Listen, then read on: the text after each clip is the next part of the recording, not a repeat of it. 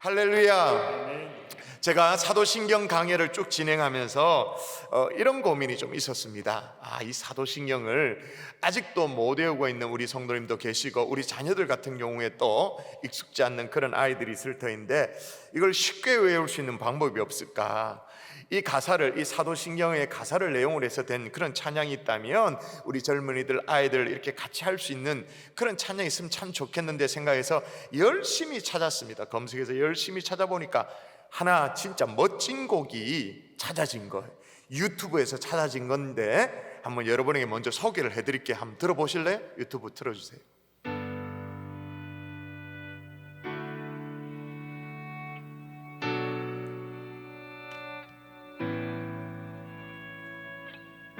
전능하사 천지를 만드신 나의 하나님 아버지를 믿사오며 그의 외아들 우리 주 예수 그리스도를 내가 믿사오니 이는 성령으로 잉태하사 동정녀 마리아에게 나시고 빌라도에게 고난을 받아 십자가 못 박혀 죽으셨네.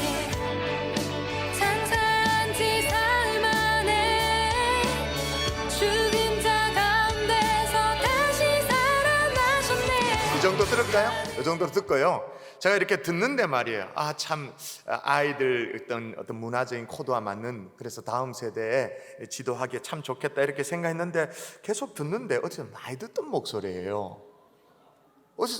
진짜 익숙한데 보니까 이 곡이 너의 곡이 아니고 우리 교회 청년의 곡인 거예요.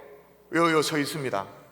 이제 아줌마가 됐습니다. 저게 우리 갈릴리 청년 희경 간사인데 본인 곡이니까 본인 목소리로 우리가 MR 이렇게 유튜브에 올려진 거 들을 필요 없이 라이브로 들으면 어떨까요? 그죠? 자, 직접 한번 박수로. 예. 똑같은지 한번 보이세요?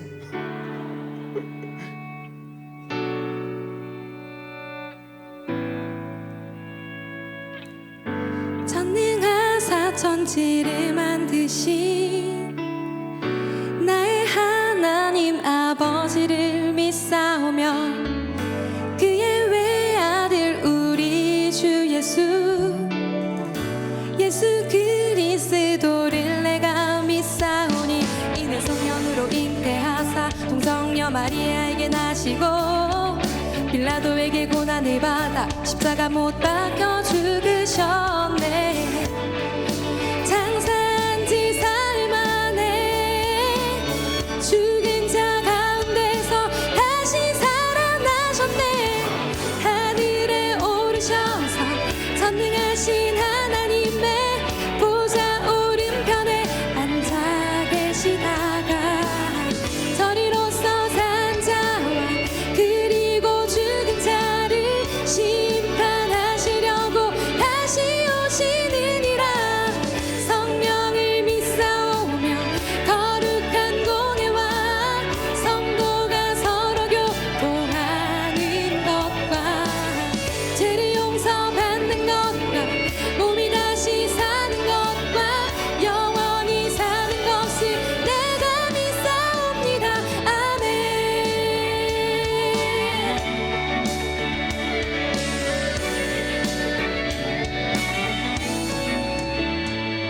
이는 성령으로 잉태하사 동정녀 마리아에게 나시고 빌라도에게 고난을 받아 십자가 못 박혀 죽으셨네. 장사한 지 사흘 만에 죽은 자 가운데서 다시 살아나셨네. 성령으로 잉태하사 동정녀 마리아에게 나시고 빌라도에게 고난을 받아 십자가 못 박혀 죽으셨네. 장사한 지 사흘 만에 죽은 자 가운데서 다시 살아나셨네. 하늘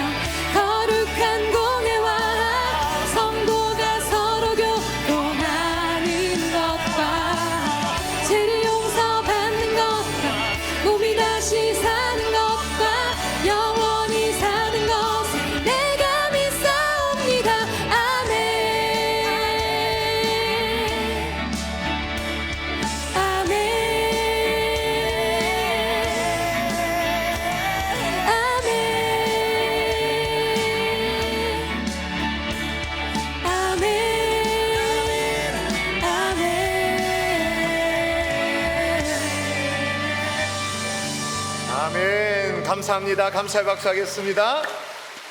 우리 아이들, 우리 다음 세대 젊은이들까지 사도신경 익숙지 않는 우리 아이들에게 가르칠 수 있는 곡인 것 같아요. 정말로 감사하고요. 사도신경에 우리가 쭉 살펴서 합니다마는 가장 많은 분량을 할애하고 있는 것이 예수 그리스도의 생애라고 제가 말씀을 드렸어요. 근데 그게 그럴 수밖에 없는 것이 예수님의 이게 그냥 다루는 게 아니고 과거의 삶을 다루고 현재의 삶을 다루고 또 미래의 삶을 다루고 있기 때문에 당연히 분량이 많을 수밖에 없죠. 여러분, 예수님의 삶은 거의 대부분이 과거입니다. 동정녀 마리아에게 나신 것부터 해서 쭉 그렇게 되어집니다. 그리고 지난주에 살펴봤죠. 하늘에 오르사 하나님 우편에 앉아 계시는 것, 이거는 예수님의 현재적인 삶입니다. 지금의 삶이시죠. 현재형입니다. 그리고 오늘 내용입니다. 산자와 죽은 자를 심판하러 오시리라. 이거는 미래예요. 미래의 내용이죠. 여러분, 예수님의 과거의 삶, 과거에 행하셨던 그 모든 것들, 그게 다 우리에게는 감사의 제목인 줄 믿습니다. 동령녀로 탄생하신 거, 십자가에 고난받으신 거, 죽으시고 부활하신 거, 다 감사의 제목이죠. 그리고 현재적인 삶, 지금도 우편에 앉아 계셔서 다스리시고 우리와 함께 하시고 통치하시는 것, 정말 또 이것도 더할 나위 없는 감사의 제목입니다. 그런데 더 근원적인 감사, 더 원천적인 감사는 뭐냐? 예수님의 미래가 우리에게 밝혀져 있다라는, 예수님의 미래가 우리에게 열려져 있다. 그 말, 이게 무슨 얘기냐면 우리는 이거 인정하지 않아요. 그런데 예수님을 그냥 4대 성인 중에 한 사람으로 그렇게 뭐 간주하는 사람 있잖아요. 예수, 또 뭐 석가, 또 누구예요? 공자, 또 누구 하나? 소크라테스. 그래가지고 4대 성인으로 그렇게 얘기하는데 우리는 그렇게 인정하지 않습니다만은 100번 양보해서 그렇다 손치더라도 여러분, 이들 가운데 예수님을 제외하고 미래가 밝혀져 있는 분들이 계십니까? 미래는 고사하고 현재도 없잖아요. 예를 들면 소크라테스가 지금 어떻게 하고 있다, 뭐 그런 얘기 어디 있어요? 싹 다 과거죠. 그런데 장차 다시 오시는 예수님의 미래의 삶이 우리에게 열려져 있는 거예요. 펼쳐져 있는 거예요. 우리에게 미래가 약속되어 있는 거예요. 할렐루야. 다시 단호하게 말씀드립니다. 우리 주님은 다시 오십니다. 왜 제가 이렇게 단호하게 말씀드릴 수 있냐면, 여러분, 성경에 예수님의 동정녀 탄생은 굉장히 중요한 사건입니다. 그렇죠? 굉장히 중요한 사건입니다. 예수님의 동정녀 마리아에게 나신 것 너무너무 중요한 사건입니다. 근데 여러분, 이 예수님의 동정녀 탄생이 다 성경에 예언되어지고 그 예언이 성취된 거 아니겠습니까? 성경에 몇 번 예언됐을까요? 동정녀 탄생 딱 한 번 예언됐습니다. 여러분, 익숙한 구절입니다. 이사야 7장 제가 한번 읽어볼게요. 많이 들었어요? 그러므로 주께서 친히 징조를 너희에게 주실 것이라. 보라, 처녀가 잉태하여 아들을 낳을 것이요 그의 이름은 임마누엘이라 하리라. 여러분, 딱 한 번 성경에 예언됐다 할지라도 성경은 예언된 그대로, 횟수가 중요한 것이 아니라 한 번, 두 번이 중요한 것이 아니라 예언된 그대로 성취되는 줄 믿습니다. 자, 그렇다면 공식적으로 지지부리하게 말고 공식적으로 구약에 예언되어 있는 예수님의 재림 4번입니다. 신약에 318번이 예언되어 있습니다. 한 번 예언됐는데도 성취되어진다면 이 정도면 어떻게 될까요? 뭐 글쎄요, 한번 지켜봐야 안 되겠습니까? 뭐 그래요? 반드시 성취되어지는 거죠.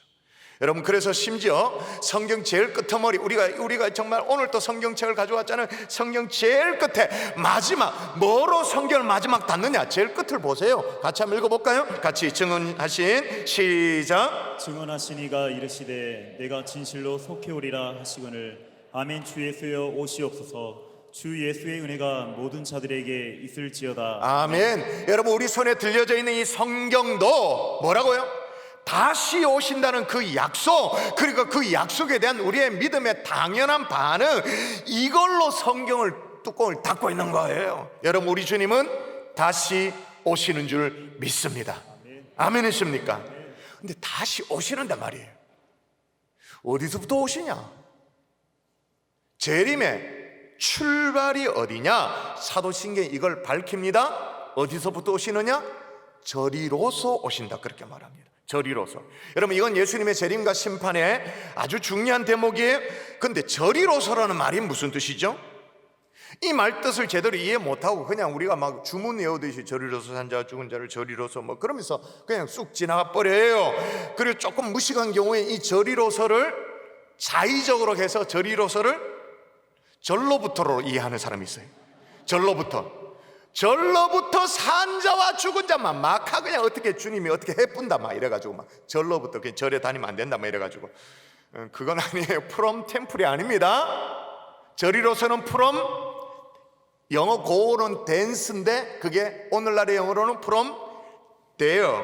그게 무슨 말이에요? 거기서부터, 그곳으로부터. 그러면 사도신경이 얘기하고 있는 재림의 출발, 그곳이 도대체 어떤 곳이냐 하는 거죠. 자, 예수님의 생애를 다시 한번 정리해 보십시다. 이 땅에 성령으로 잉태하신 주님, 동정녀 마리아에게 오셨습니다. 신약적으로 예수님의 그리스도의 비하가 시작돼요. 낮아졌죠. 내려가고 또 내려가서 육체적인 죽음뿐만 아니라 영혼의 죽음까지 맞이하는, 그래서 음부까지 내려갔다 그렇게 말했잖아요. 그리스도의 비하가 쫙 시작돼요.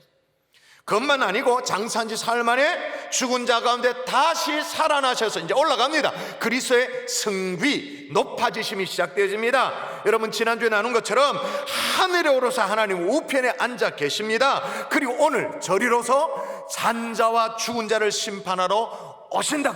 그러면 사도신경이 얘기하는 저리로서 그곳으로부터, 그곳이 어디예요? 보좌 우편에 앉아 계셨던 그곳에서 오시게 되어지시는 거죠. 근데 그곳이 하나님 보좌 우편이란 그 장소적인 개념보다 더 중요한 것은 뭐냐? 그러면 거기에서 뭐하고 계셨느냐가 중요해요. 하나님 보좌 우편에 앉아 계셨던 주님 뭐하고 계셨다고 지난주에 다 살폈잖아요. 다시 복습하면 승천하신 우리 주님이 하늘 지성소에서 보좌에서 자신의 피를 뿌린다 그랬잖아요. 자신의 피를 뿌려서 우리의 속죄를 이루어 주시는 줄 믿습니다. 아멘이십니까? 지금도 우리를 위해 친히 간구하십니다. 보좌 우편에서 간구하세요. 우리의 영원한 대제사장 역할을 하고 계십니다. 뿐만 아닙니다. 이제 선지자 노릇 하셔야 되는데 그냥 하시는 게 아니라 보혜사 성령님을 보내주셔서 성령님을 통하여서 깨닫도록, 성령님을 통하여서 우리의 마음에 동하도록 깨달음이 있도록 선지자 노릇하고 계시죠. 뿐만 아니에요. 보좌 우편에서 만왕의 왕이 되셔서 지금 통치하고 계시죠. 다스리고 계시는 거예요. 자, 그러면 그곳에서부터라는데 그곳에서 뭐 하셨냐? 제사장 노릇, 선지자 노릇, 왕 노릇, 그리스도의 사역을 감당하셨어요. 그리스도의 사역을 감당하셨는데 그걸 다 놓고 오세요. 손 털고 오신다 그 말입니다. 이게 결코 쉬운 얘기가 아니에요. 우리 쉽게 그냥 한 줄로 지나갑니다만 저리로서 산자와 죽은 자를 심판하러 오시려 지나갑니다. 이 쉬운 얘기. 예를 들면 이런 겁니다. 여러분이 봉급쟁이로 살다가 내 인생 이렇게 봉급만 받고 이게 끝나면 안 됐다 싶어가지고 마음에 이렇게 뭔가 뿔뚝뿔뚝 일어나는 게 있어가지고 이제 회사를 차리려고 마음먹었다 칩시다. 그죠? 있는 돈 없는 돈 다 끌고 모아가지고 퇴직금 다 집어넣고 막 처갓돈 뭐 다 해가지고 이제 회사를 하나 차렸습니다. 이게 좀 됩니다. 이게 굴러갑니다. 이게 굴러가가지고 이 궤도에 오르더니 여러분, 회사 경영하는 사람의 꿈이 뭡니까? 코스닥 상장하는 거 아니에요? 상장을 눈앞에 두고 있습니다. 그리고 아이디어 상품이라고 자기가 생각했던 거 있잖아요. 이게 시장에 대박이 날 조짐이 막 보입니다. 이게 막 된다 싶습니다. 이제 막 상장하면 되고 그래요. 근데 이 사람이 갑자기 회사를 정리합니다. 그 왜 정리하죠? 모르겠어요. 나는 회사 안 차리니까 모른다. 나는 봉급쟁이니까 모른다. 뭐 그렇게 하지 마. 상상해 보셔. 지금 막 되는데, 지금 막 주식도 상장되어지고 막 대박이 날 조짐이 있고 막 시장으로부터 막 신호가 오고 주문 쇄도가 막 이루어지는데 갑자기 회사를 정리하고 직원들 다 내보내고 월급 다 정산해주고 막 그러는 거예요. 그럼 둘 중에 하나죠. 하나는 뭐예요? 자기 자신이 몹쓸 병에 걸렸거나, 하나면 자기 가족이 지금 중병에 걸렸거나. 그래서 모든 것들을 다 뒤로 할 만큼 더 시급하고 중요한 일이 있었기 때문에 그걸 중단하는 거잖아요. 자, 다시 생각하십시다. 왜 예수님이 그리스도의 사역을 중단하고 저리로서 오시는가? 왜 현존하시는 그리스도의 사역, 제사장, 선지자, 왕으로서의 사역을 손 놓고 털고 왜 오시는가? 여러분, 이걸 제대로 이해 못하면요, 이 기독교의 교리가요, 자칫 잘못하면 희화화돼요. 이게 무슨 말이야? 웃음거리가 된다는 말이에요. 우리야 뭐 다 이해하고 넘어갑니다만은 이걸 잘 모르는 사람들 눈에 보면 이게 웃긴 얘기예요. 예수님이 하늘에서 이렇게 이 땅에 내려오셨대요.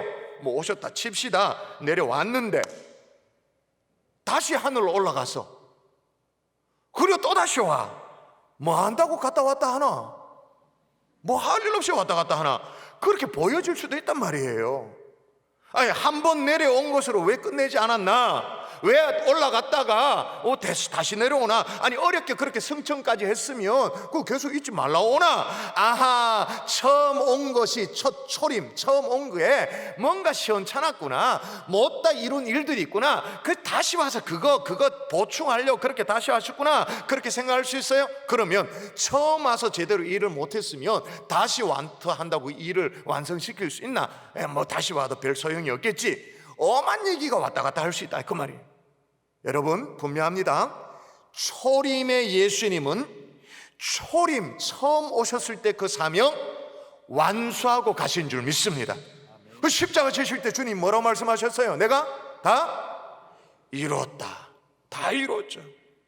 승천하신 주님, 보호자 우편에 계신 주님, 지금도 제사장으로서, 선지자로서, 왕으로서 그 사명을 완벽하게 감당하고 계시는 줄 믿습니다. 자, 그러면 그 우편에 계셨던 그 주님이 그 모든 사명을 중단하고 손 털고 왜 다시 오시는가? 더 중요한 사명이 있기 때문에. 제사장, 선지자, 왕, 그리스도의 사역보다 더 중요한 사명이 있기 때문에 딱 놓고 바로 오시는 거죠.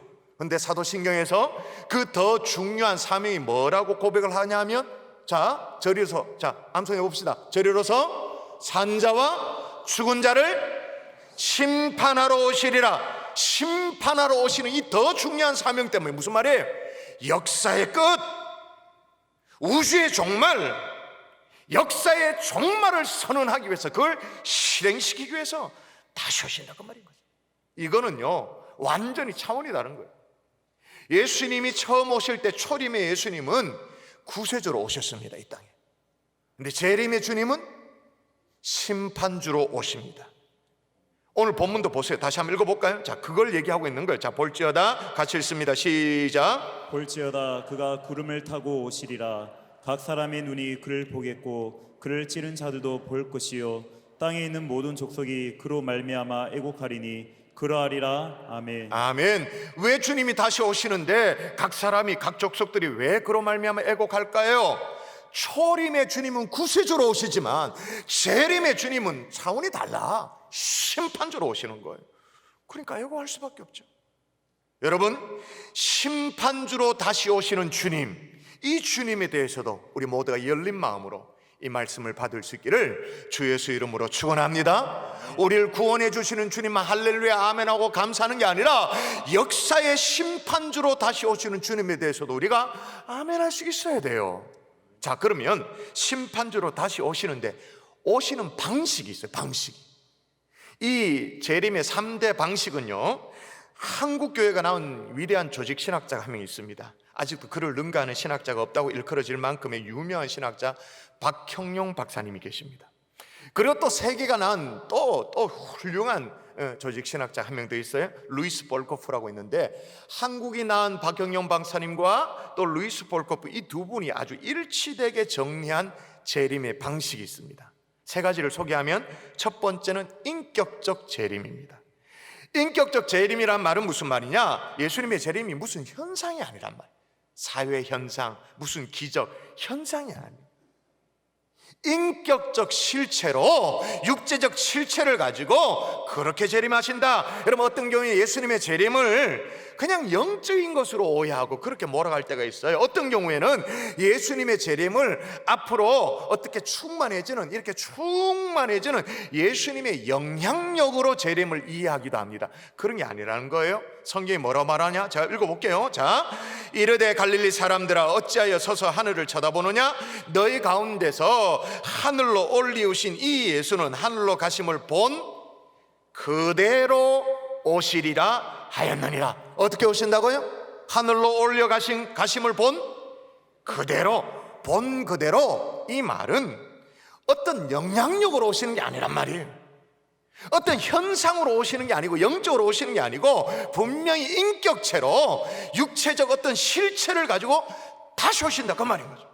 심지어 성경이 뭐라고 기록했냐면 보세요. 자, 잘 읽으셔야 되는데 또 주께서 너희를 위하여 예정하신 그리스도 곧 예수를 보내시리니, 여기서 보낸다는 말은 처음 오시는 초림이 아니고 재림을 얘기하는 거예요. 예수님을 다시 보내시리니 하나님이 영원 전부터 거룩한 선지자의 입을 통하여 말씀하신 바 만물을 회복하실 때까지는 하늘이 마땅히 그를 어떻게 한다고요? 받아두리라. 그게 무슨 말이에요? 예수님이 이제 다시 보내는데 어떻게 다시 보낸다는 거예요? 받아둔 그대로 다시 보낸다 그 말이에요. 여러분, 예수 그리스도의 인격적 실체로서의 이 재림, 이거 의심하지 않기를 주의 이름으로 축원합니다. 그렇다면 여러분 대답해 보세요. 우리 눈으로 목격이 가능할까요? 우리 눈으로 목격, 예, 가능하죠. 오늘 본문이 그 얘기하는 거예요. 또 읽어보십시오. 오늘 본문을 또 읽습니다. 볼지어다, 시작. 볼지어다 그가 구름을 타고 오시리라. 각 사람이 눈이 그를 보겠고 그를 찌른 자들도 볼 것이요 땅에 있는 모든 족속이 그로 말미암아 애곡하리니 그러하리라. 아멘. 아멘. 보세요. 구원받은 하나님의 백성은 물론이거니와 각 사람이 본다. 심지어는 그를 찌른 자도 본다. 그렇게 말합니다. 여러분, 예수님이 다시 오실 그때 죽은 자까지 다 살립니다. 여러분, 부활은 다 있습니다.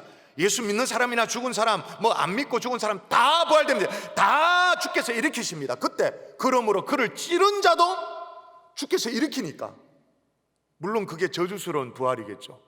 그죠? 심판의 부활이겠죠. 일으키니까 어떻게 돼요? 그를 찌른 자도 볼 것이다 라고 말하는 거예요.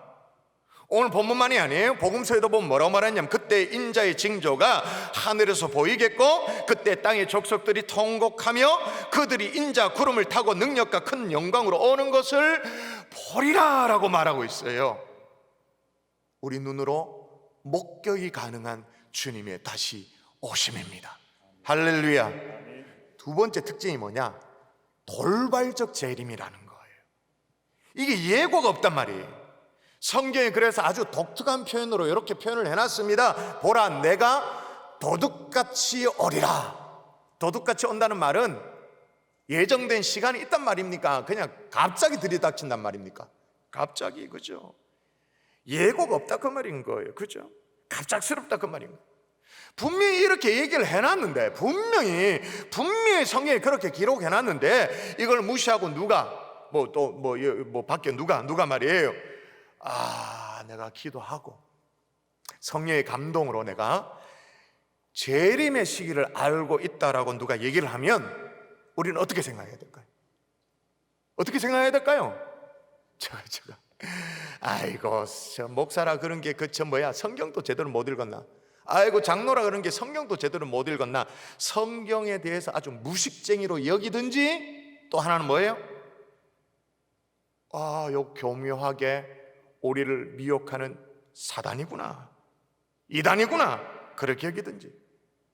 여러분, 과거 한국교회사에 있었잖아요. 우리 한국교회는 세계교회사를 새롭게 쓸 만큼 70년대 80년대 놀라운 부흥의 역사를 기록했어요. 실제로 교회 역사학자들이 한국교회 때문에 세계 선교 교회사를 다시 써야 될 만큼 70년대 80년대 놀라운 부흥을 했습니다. 그런데 그로부터 지금부터 한 28년 전에 있었던 사건이죠. 1992년도에 있었던 사건입니다. 그 놀라운 부흥의 역사를 막 써내려가다가 부흥의 그래프가 막 올라가다가 이게 갑자기 꺾이는, 부흥의 그래프를 쫙 올라가다가 갑자기 이게 툭 꺾이는 시기가 있었어요.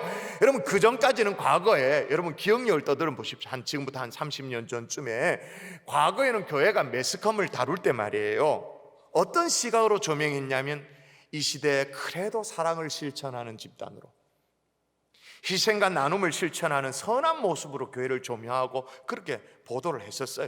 목회자에 대해서도 존중과 존경이 있었습니다, 그 당시에는.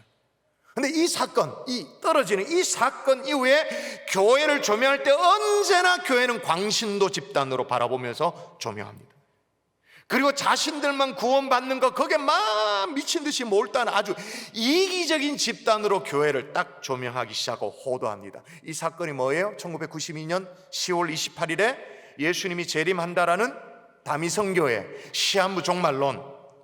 아마 기억하시면 기억할 거예요. 이거는 뭐 지금의 신천지 이만, 이거는 뭐 유도 아니죠. 왜 유도 아니냐 하면 9시 뉴스가 이걸 다뤄줬기 때문에.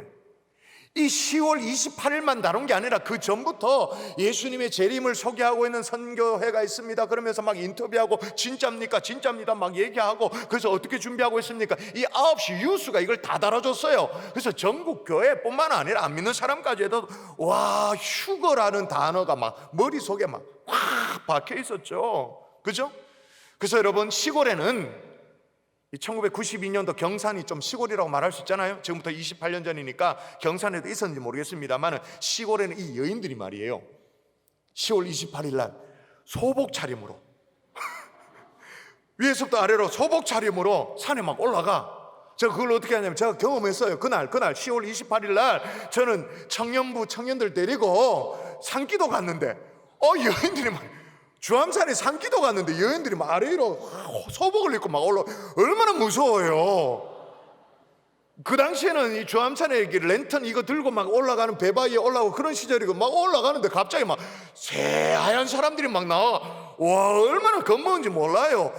나중에 물어봐, 왜 소복을 입었냐 그러니까 주님의 거룩한 신부로 주님을 맞이하려고, 깨끗하게 맞이하려고.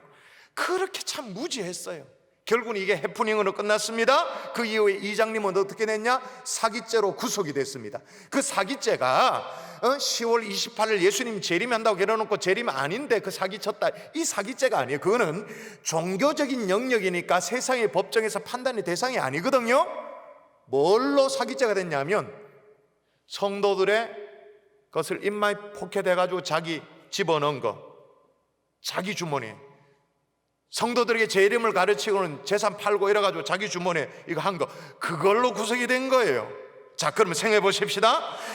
누가 주님의 교회를 흔들어 놨다고 생각됩니까?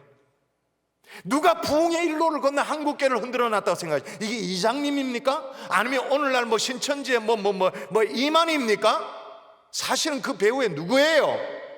사단이죠. 사단이 교회를 무너뜨릴 계획을 가지고 다미 선교회를 이용하고 해프닝으로 끝났습니다만은, 여러분, 다미 선교회가 해프닝으로 끝나서 실패한 것 같아요? 아니죠. 성공했죠. 마귀 입장에는 성공했죠. 교회를 무너뜨리는 입장에서는. 그 이후로 언론이 교회를 다루기가 너무 편해졌어. 씹어 돌리는 거냐, 아무렇게나 그냥 물어뜯기 정말 좋은 대상이 그 이후로 딱 꺾이면서 그렇게 돼버렸어요. 참 안타깝죠? 아니, 성경만 제대로 읽어도 분별할. 자, 보세요. 마가복음에 보면, 아니, 구약까지 예레미야, 에스겔 읽을 필요 없이 복음서만 읽어도 되는데, 그것도 복음서 중에 가장 짧은 마가복음이 10몇 장밖에 안 되는데 이것만 읽어도 대반에 아는데 성경을 그렇게 안 읽으니 모르잖아요. 그러나 같이 읽어볼까요? 시작. 그러나 그날과 그때는 아무도 모르나니 하늘에 있는 천사들도 아들도 모르고 아버지만 아시느니라. 주의하라, 깨어있으라. 그때가 언제인지 알지 못함이라. 그날과 그때는 안다 그럽니까? 모른다 그럽니까? 모른다. 천사도 모른다. 심지어 누구도 모른다. 아들도 모른다. 이게 어느 정도냐? 에이, 지금 와야 되는 분이 주님이시잖아요. 다시 오셔야 될 분이 예수님이시잖아요. 근데 당사자도 모른다, 이런 말이에요. 이 말은 뭐야? 절대로 모른다, 그 말인 거예요. 대신에 모르니까 어떻게 하라고요? 깨어있으라. 깨어있는 건 안 깨어있고, 누가 뭐 언제다 그러면 그건 막 혹해하고 뒤집어야 되죠. 그거는 성경을 모르는 얘기지. 대신에 우리는 그날과 그 시는 모르니까 깨어있어야지. 정말 깨어있는 하나님의 종 될 수 있기를 주의 이름으로 축원합니다. 세 번째 특징이 있어요. 재림의 특징, 승리적 재림이에요. 초림의 예수님은 진짜 애처롭죠. 고난받으시는 어린 양으로 오셨으니까 너무 마음이 안 됐어요. 솔직히 태어나신 것부터가 말고유야. 근데 주님이 다시 오세요. 근데 다시 오실 때 주님은 영광스러운 모습을, 누구도 건드릴 수 없는, 누구도 도전할 수 없는 모습으로 오십니다. 자, 오시는 모습 볼까요? 자, 하늘의 구름이 일단 마차가 돼. 자, 한번 읽어볼까요? 그때 같이 읽습니다. 시작. 그때 인자의 징조가 하늘에서 보이겠고 그때 땅의 모든 족속들이 통곡하며 그들이 인자가 구름을 타고 능력과 큰 영광으로 오는 것을 보리라. 예, 구름을 마차 삼아서 오실 뿐만 아니라 천사들이 호위를 합니다. 제가 읽어볼게요. 주 예수께서 자기의 능력의 천사들과 함께 하늘로부터 불꽃 가운데 나타나실 때, 그러니까 재림에 대한 얼마나 다양한 모습들이 성경에 기록되는지 몰라요. 무궁무진해요, 이런 것들이. 또 천사장을 하나님이, 예수님이 전령 삼아서, 메신저 삼아서 온다 그럽니다. 또 읽어볼까요? 주께서 같이 시작. 주께서 호령과 천사장의 소리와 하나님의 나팔 소리로 친히 하늘로부터 강림하시리니 그리스도 안에서 죽은 자들이 먼저 일어나고. 아멘. 그리고 성도들도 그 영광스러운 재림의 수행자로 서게 될 것이다 라고 말하는 거예요. 자, 그러면 인격적 재림, 돌발적 재림, 승리적 재림 다 고개가 끄덕여지고 아멘이에요. 그러면 본질로 다시 돌아가십니다. 본질로. 왜 다시 오시는가? 재림의 목적이 뭐냐? 다시 이 대목 사도신경 암송해 볼까요? 저리로서 시작. 저리로서 산자와 죽은 자를 심판하러 오시리라. 자, 뭐하러 오신다고요? 심판하러. 재림의 분명한 목적은 심판이에요. 그런데 심판하러 오시는데 산자와 죽은 자를 심판하러 오신다 그렇게 말합니다. 자, 이 말은 무슨 뜻일까요? 산자와 죽은 자, 심판의 예가 있다는 말일까요? 없다는 말일까요? 없다. 여러분, 이 질문을 이해를 잘 못하시는데, 저와 여러분이 하나님 앞에, 심판대 앞에 섭니까 안 섭니까? 우리가 하나님의 심판대 앞에 서요 안 서요? 선다? 아예 안 선다. 예가 없다. 아예 하나님이 우리는 좀 봐주실 기다. 안 서도 된다. 뭘까요? 여러분, 이 질문에 여러분이 다시 자신 있게 대답을 못하는 이유가 좀 있어요. 어떤 이유냐면, 우리가 심판이라고 말할 때 심판에 대한 오해가 있는데, 잘 들으십시오. 심판과 형벌은 다른 얘기입니다. 다시요. 심판과 형벌은 다른 얘기예요. 심판은 뭐냐? 하나님 입장에서 선과 악에 대한 법적 판단, 심판. 이 심판에 대한 상응하는 뭐가 있는 거예요? 그 다음에 형벌이 있는 거죠. 그렇기 때문에 엄밀하게 말하면 심판 자체는 형벌이 아니에요. 마치 계산대 앞에 서는 것과 똑같아. 식당에 가서 밥 먹었잖아요. 이 여름에 더우니까 냉면 한 그릇 수루룩 팔아 먹었습니다. 오, 잘 먹었네. 와, 5장 6부 4장이 다 시원하다. 야, 잘 먹었다. 그리고 벌떡 일어나 나갑니까? 아니잖아요. 어떻게 돼요? 카운터 앞에 서게 되지. 계산대 앞에 서게 되지. 그 서는 거는, 계산대 앞에 서는 거는 누구나 다 서는 거야, 누구나. 자, 보세요. 또 읽어보십시다. 성경에 보면 같이 읽습니다. 인자가 시작. 인자가 자기 영광으로 모든 천사와 함께 올 때에 자기 영광의 보좌에 앉으리니 모든 민족을 그 앞에 모으고 각각 구분하기를 목자가 양과 염소를 구분하는 것 같이 하여. 아멘. 여기 보니까 올 때 자기의 영광의 보좌에 앉으리니 모든 민족이라고 말했습니다. 모든 민족을 예외 없이 그 앞에 다 모으고, 그 다음 각각 구분하기를 목자가 양과 염소로 보고, 이게 양인지 염소인지 딱 나눈다. 근데 두 종류의 심판이 있죠. 자, 두 종류의 심판을 직접적으로 어떤 단어를 사용해서 기록하고 있는 것이 이렇게 있습니다. 데살로니가 후서에 나오는데 제가 읽어볼게요. 환난을 받는 너에게는 우리와 함께 안식으로 갚으시는 것이 있다. 안식으로 갚으시는 것. 안식으로. 이게 하나님의 공이다.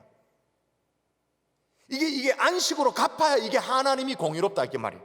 하나님의 공이시니 주 예수께서 자기의 능력의 천사들과 함께 하늘로부터 불꽃 가운데 나타나실 때, 그러니까 재림하실 때, 자, 사람들 나옵니다. 하나님을 모르는 자들과 우리 주 예수의 복음에 복종하지 않는 자들에게, 다시 말하면 예수 안 믿는 사람에게 형벌을 내리시니 이런 자들은 주의 얼굴과 그의 힘의 영광을 떠나 영원한 멸망의 형벌을 받으리로다. 자, 두 종류의 심판이 나와요.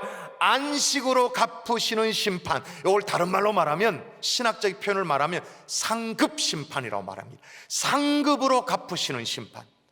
두 번째 심판은 뭐냐? 영원한 멸망의 형벌로 갚으시는 심판. 이게 뭐냐? 정죄 심판이죠. 심판은 다 받아요. 근데 우리는 정죄 심판에서는 제외되죠. 어떤 심판을 받아요? 안식으로 갚으시는 심판, 상급 심판을 받습니다. 그럼 심판만 두 가지냐? 아니요. 오늘 내친 김에 끝까지 가도록 합시다. 부활도 두 종류의 부활이 있어요. 다 부활합니다. 부활 안 하는 사람 없습니다. 다 부활해요. 자, 두 종류의 부활 볼까요? 같이 한번 읽어보십시다. 시작. 선한 일을 행한 자는 생명의 부활로, 악한 일을 행한 자는 심판의 부활로 나오리라. 두 종류의 부활이 나오는데 생명의 부활 또 심판의 부활이 있습니다. 근데 여기 보니까 선한 일을 행하는 자는 생명의 부활로라고 말해요. 아, 선한 일을 행하는 자, 그렇게 착하게 살아야 되는구나 라고 이해되죠. 근데 여기에 선한 일이라는 것은 하나님 입장에서 선한 일, 물어보십시다. 하나님 입장에서 선한 일은 뭘까요? 하나님 입장에서 최고 고마운 일, 최고 잘했다 싶은 일, 선한 일이 뭘까요? 집 나간 자식이 돌아오는 거잖아요. 집 나간 자식이, 하나님도 모르고 아버지도 모르고 집 나간 자식이 그 하나님 아버지 앞에 돌아오는 그 일, 예수 그리스도를 나의 구세주로 인정하는 그 일, 하나님 아버지를 인정하고 겸손히 무릎 꿇는 그 일, 그게 제일 고마운 거잖아요. 선한 일을 행한 자는 생명의 부활로. 근데 그걸 하지 않아. 자기 스스로 하나님 노릇해. 하나님 어딨냐 그러고 하나님 아버지를 몰라라 해. 악한 일을 행하는 자는 심판의 부활로 나온다, 그렇게 말하고 있어요. 여러분, 우리 모두는 심판의 부활이 아니라 생명의 부활로 거듭나지는 하나님의 종들 될 수 있기를 주 예수 이름으로 축원합니다. 이 자리에 계신 분뿐만 아니라 여러분의 가족들 가운데 먼 훗날 심판의 부활을 맞닥뜨려야 될 사람 정말로 한 명도 없기를 주의 이름으로 반갑하게 부탁드립니다. 말씀의 결론을 맺을게요. 우리 주님 다시 오십니다. 이렇게 다시 오시는 주님을 맞이할 때 우리가 어떻게 맞이해야 되는가? 성경 제일 말미에 성경 이 얘기하고 성경이 문을 닫는다니까요. 닫아요. 뭘 얘기하고 닫느냐? 같이 읽습니다. 자, 내가 시작. 내가 진실로 속히 오리라 하시거늘 아멘. 주 예수여 오시옵소서. 주 예수의 은혜가 모든 자들에게 있을지어다. 아멘. 아멘. 그리고 성경 끝. 아멘. 주 예수여 오시옵소서. 이 마라나타의 신앙, 이거 회복하는 하나님의 종들 될 수 있기를 주 예수 이름으로 축복합니다.